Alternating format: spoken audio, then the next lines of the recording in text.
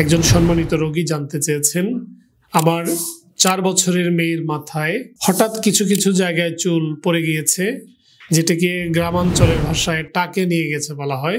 এই ধরনের সমস্যা ছাড়াও আমার মেয়ের মাথায় কিছু কিছু চুল পাকা দেখা যায়।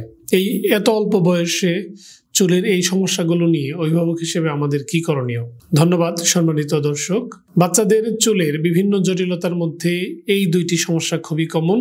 হঠাৎ চুলের কিছু কিছু জায়গা গ্যাপ হচ্ছে, চুলের কিছু কিছু সাদা রঙের পাকা ধরন দেখা যাচ্ছে। এটি অভিভাবক হিসেবে নিঃসন্দেহে দুশ্চিন্তার কারণ। মেয়ে বাচ্চাদের ক্ষেত্রে দুশ্চিন্তা আরেকটা মাত্রা নেই।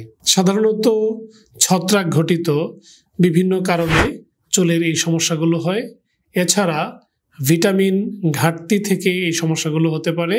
তবে হরমোন জটিলতা সহ আরও কিছু জটিলতায় চুলের দীর্ঘমেয়াদী এই সমস্যা থাকতে পারে। আপনার প্রিয় সন্তানের চুলের পরিষ্কার পরিচ্ছন্নতা বজায় রাখুন।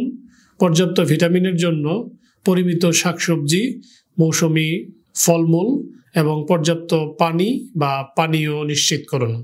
এরপরেও আপনার সন্তানের চুলের এই সমস্যাগুলো থেকে গেলে কারণ জানতে নিকটস্থ চিকিৎসকের পরামর্শ নিন। ডাক্তার শফিক, আজ এ পর্যন্ত। আল্লাহ হাফেজ।